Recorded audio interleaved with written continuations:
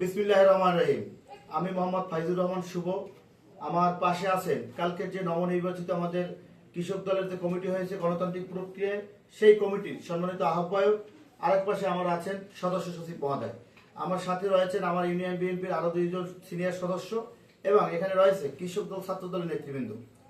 সম্মানিত সাংবাদিকবৃন্দ, আসসালামু আলাইকুম। আপনারা জানেন গতকালকে অর্থাৎ 31/7/2026 ইংরেজি তারিখে আমাদের কলাগাছি ইউনিয়নে গলাচিপা উপজেলা কৃষক দলের একটি কর্মী সভা অনুষ্ঠিত হয়। সেই কর্মী সভায় গণতান্ত্রিক প্রক্রিয়ায় গণতন্ত্রকে মেনে তারেক রহমানের নির্দেশনা অনুযায়ী তারেক রহমান যেভাবে দলকে পরিচালনা করতেছেন সেই ধারাবাহিকতায় আমরা গণতান্ত্রিক প্রক্রিয়ায় এখানে একটি কর্মী সভার আয়োজন করা হয়। সেখানে আমরা উপস্থিত ছিলাম, আমাদের ইউনিয়ন বিএনপি নেতৃবৃন্দ সেখানে উপস্থিত ছিল। আপনারা দেখেছেন সেই প্রোগ্রামে সুন্দরভাবে আমাদের যিনি আহ্বায়ক হয়েছেন আজকের, তিনি 62 ভোট পেয়েছিলেন এবং আমার পাশে যিনি বসা আছেন আমাদের সদস্য সচিব, তিনি 48 ভোট পেয়েছিলেন। সেখানে দেখলাম আহ্বায়কের যে আসলে যে ভোটটা পেয়েছিলেন সেখানে আসলে কাটাছিড়ে করে সেখানে 42 বানানো হয়েছে। কিভাবে 62 থেকে 42 এটা আমাদের বোধগম্য নয়।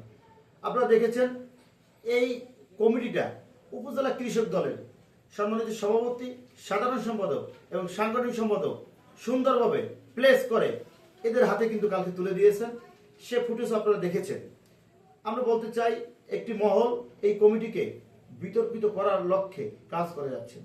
আজকে সকালে ঘুম থেকে ওঠার পরে দেখি একজন হঠাৎ করে ফেসবুকে একটি স্ট্যাটাস দিয়েছেন। সেখানে কি লিখেছেন? আমাদের বিরুদ্ধে আমি এবং গলাচিপা উপজেলা কৃষক দলের যিনি সভাপতি রয়েছেন আনোয়ার মুন্সি, তার বিরুদ্ধে যে আমরা নাকি অর্থনৈতিক বিনিময়ে এই কমিটি প্রদান করেছি। আমি তাদেরকে বলতে চাই, আপনাদের জানা উচিত আমি কৃষক দল করি না। কৃষক দলের কমিটি দিয়েছে কৃষক দল। সেখানে আমার মূল দলের লোক আছে, তাদেরকে জিজ্ঞেস করবেন আপনারা, জানেন যা আসলে আমরা কালকে বলেছি আমাদের এখানে যারা আছে সকলে আমাদের ভাই। যে পার্টিসিপেট করতে চায় গণতান্ত্রিক প্রক্রিয়া যে হওয়ার সেই হবে, এটা নিয়ে আমাদের কোনো মন্তব্য নেই। তা আমরা মাঠ পর্যায়ে যাকে পেয়েছি আমাদেরও তো একটা বিষয় থাকে, আমরাও তো যারা আছে আমাদেরও তো একটা মতামতের বিষয় থাকে।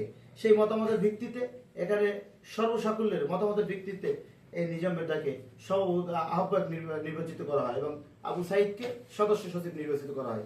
এই ব্যক্তি তিনি বিভিন্ন সময় বিভিন্ন জিনিস নিয়ে তিনি ফেসবুকে হুটহাট মন্তব্য করেন।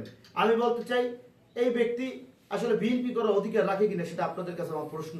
বিএনপিকে যদি ভালোবাসেন, দলকে যদি ভালোবাসেন, তিনি দলের বিপক্ষে গিয়ে কোনো মন্তব্য করার অধিকার তিনি রাখেন না। দলকে যদি ভালোবাসেন, দলের সিদ্ধান্তকে মেনে নিয়ে কাজ করাই হচ্ছে দলের সৌন্দর্য। তিনি সেই সৌন্দর্যকে নষ্ট করেছেন। আমরা চাই এই কলাগাছি ইউনিয়ন একটি মডেল ইউনিয়ন হিসেবে হবে। বাংলাদেশ জাতীয়তাবাদী দল যেই পন্থায় চলে, যেই আদর্শে চলে, সেই আদর্শিত হয় এখানে প্রত্যেকটি সংগঠনকে পরিচালনা করতে হবে। সেখানে যদি হুটহাট করে এই ধরনের মন্তব্য করে, এই ধরনের ভিডিও বার্তা ছাড়ে, আমি মনে করি তাদের বিএনপি করার কোনো অধিকার নেই, তাদের বিএনপির অঙ্গ সহযোগী সংগঠনের কোনো সাথে সম্পৃক্ত হওয়ার কোনো অধিকার নেই। এই ধরনের ব্যক্তিদেরকে আমরা জানিয়েছি, আমাদের উপরস্থ মহলে আমরা অলরেডি আমরা জানিয়েছি, তারা এই ধরনের কর্মকাণ্ড তাদের আমরা বলেছি, তাদেরকে আমরা ফোন দিয়েছি যে আপনারা এই ধরনের কেন কর্মকাণ্ড করেন। তারা কিছু আওয়ামী লীগের, আপনারা দেখেছেন যে ব্যক্তি ভিডিও বার্তা ছেড়েছেন তার আশেপাশে আওয়ামী লীগের লোকে জর্জরিত ছিল, তাদেরকে নিয়ে তিনি এই ভিডিও বার্তা ছেড়েছেন। সেই ভিডিও বার্তা নিজের স্লোগান নিজেদের একটা পাগলতা এটা দেয় না। আসলে আমাদের জন্য লজ্জাজনক এই ধরনের লোক আমাদের সংগঠনের সাথে সম্পৃক্ত ছিল এতদিন।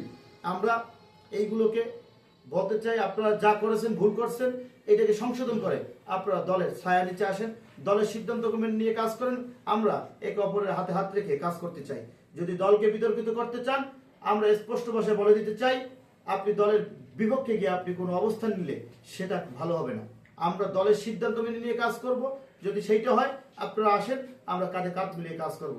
বাংলাদেশ জিন্দাবাদ, বাংলাদেশ জাতীয়তাবাদী দল জিন্দাবাদ, জিন্দাবাদ, তারেক রহমান জিন্দাবাদ।